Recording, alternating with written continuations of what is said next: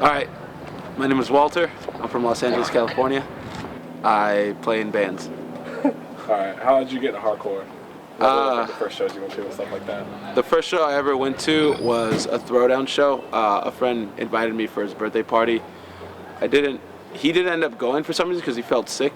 So I went either way, and I remember going in, and I remember it was Over My Dead Body, Throwdown, A Death for Every Sin, Bleeding Through, and Stretch Armstrong. And I remember Over My Dead Body did a Bad Brains cover, and that was the only thing I really knew at the time.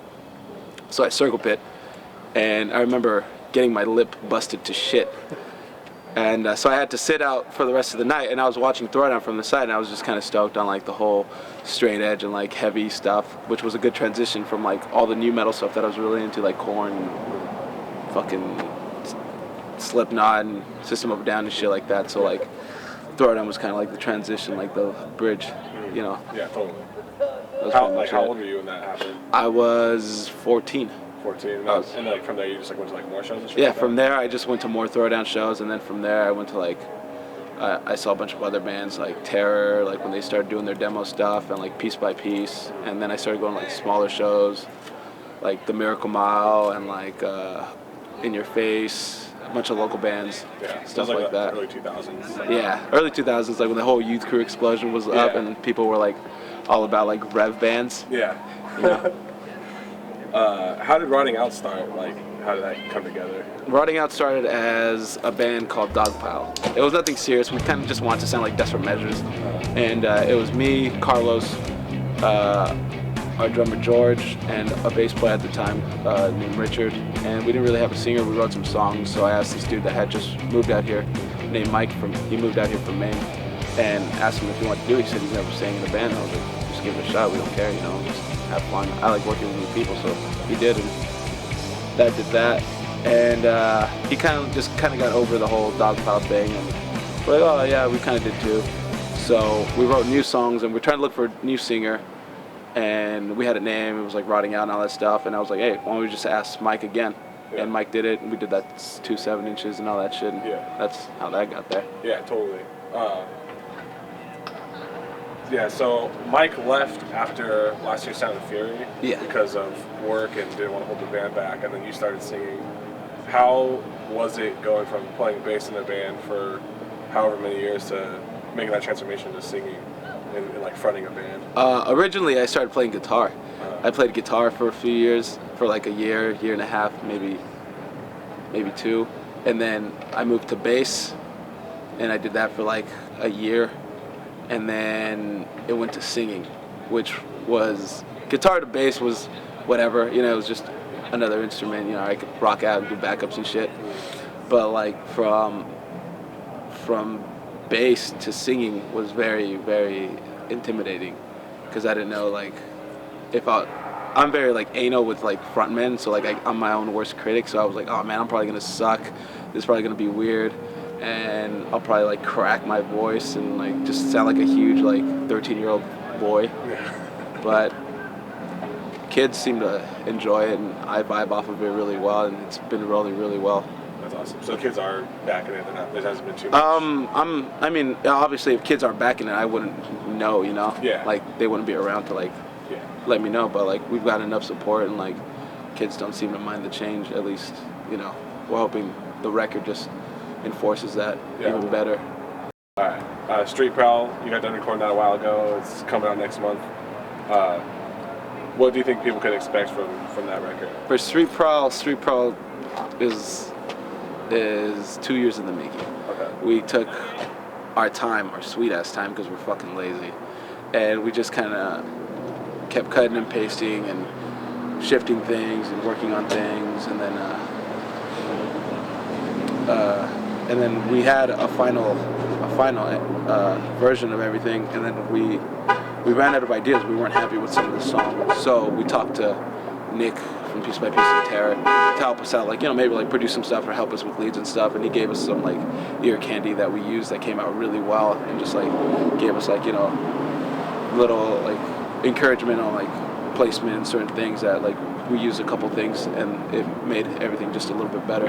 You know, once we ran out of ideas, we started like thinking outside the box and seeing if somebody could like, you kind of not necessarily guide us, but give us like their own opinion, their own insight on like the style that we're working with. Yeah.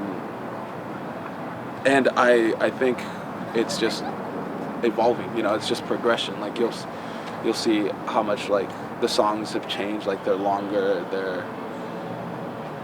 Some songs are more intense. Some songs are even slower, which we never really do. And lyrically, I put a lot of myself out on the line. So like touches a lot of personal parts in my life. Mostly the whole record is about shit I've been through and shit affected me in my life. And those were some of my favorite records. Like the ones that are like people just open up, just like become like an open book to you. Yeah. So you can just like walk into their lives, through like a vinyl or a record, or a CD. So I don't know. People hope they're into it. We're very, very about Los Angeles and South Bay punk and hardcore music. So like we incorporate like Pennywise and like Suicidal and Black Flag and shit like that, stuff that we like. Like we also incorporate like Cro-Mags and Nerve Agents and shit like that. So hopefully people like what we did. The name Street Prowl, like what does that come from? Like where does that talk? Street Prowl was pretty much me growing up with the group of friends. We never really felt like we were really welcomed in our own homes.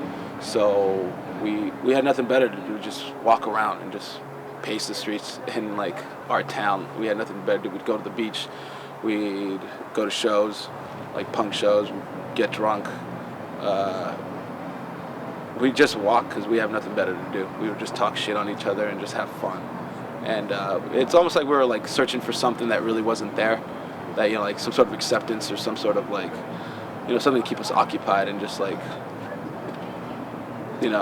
our minds off of like how shitty like life at home was and like life at school was and shit like that. Yeah. Alpha and Omega, you started playing bass for them a while ago. Like how did that all come about and how's that been going? Alpha and Omega, I started doing that last spring. I want to say early summer. Me and Luis have always seen each other at shows, and I've always been good friends with Luis, and we actually started hanging and started skating with each other, and then just asked me if I wanted to play, and I was like, sure, I do it. I don't like being home, so like if I get a chance to be on the road, I'll take it. And that was just another reason for me to leave. And like I like playing bass a lot and doing backups and like playing something different than what Rotting Out does and stuff like that. So I was always all for it. I like being in a band with those guys, and it's just fun. I like touring. Just another excuse to leave. Yeah. Minority Unit. You want to talk about that? Just say what's up with it. Minority Unit was a little project I had written in my room. It was just 6 songs that I wrote, just to have fun. Like I was like, oh cool. Like I like bands like Stop and Think, like Boston encouraged bands. Like I was really like into like the Project Salty Stomp song on that like Lockin' Out comp, and I was like, hey, that'd be cool if like we did something like that, like a straight edge band out here, because there's no more straight edge bands in LA after Internal Affairs like called it a night. I always wanted to do my own straight edge band, so I was like, oh, nothing serious. We'll write kind of like corny lyrics, but still meaningful. I have all my friends sing on it, and it was just 6 songs. Like we're all Mexican, just because like that's just kind of the attitude we vibe off each other. About being Mexican, like obviously like in Los Angeles and pretty much in California, there are a lot of Mexicans as well as like a lot of other non-white people. It's a very diverse state. Do you find that, have you ever come across any sort of animosity or just straight up racism, like when you've left the country with Riding Out or with Alpha and Omega, or not the country, I'm sorry, the state, when you've been on tour and everything like that? Not necessarily. For the most part, like all I've ever known was just like the diversity in like cultures and races in SoCal and all that stuff, and like that's usually how we get treated everywhere else. It's hardcore was never really like racist or very outcasting on color or anything like that to me. But like we definitely hit certain spots in like the South where things got a little sketchy with like gas stations we would pull up to, and like how people would like glare at us just because one, we don't look white, or we don't look like we're from there. Yeah. We're just like out of place, Yeah. So people already have their eyes on us. So it makes things harder to like steal at gas stations when we're trying to eat. Yeah. So that usually sucks. But other than that, everything's cool. Like that's kind of why I like hardcore. It's like there's no like tension with races ever. Like there's more tension in like a racial tension where I grew up between like blacks and Mexicans and shit like that than there was like me going to shows. Yeah. So that's why I kind of like going to shows, because there's just certain tensions that weren't needed. Yeah. We'll basically just like wrap up like there's anything you want to say about like what's going on right now? Pick up Street Pro.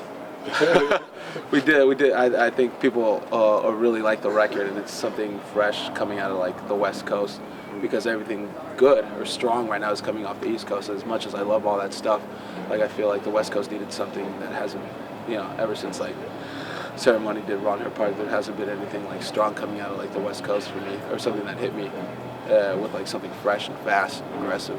So like that's what we're trying to go for, and support Alpha and Omega and all the 6131 bands. Check out Minority Unit. Don't Believe the Hype. Yeah. Cool. That's about it. Yeah. Awesome.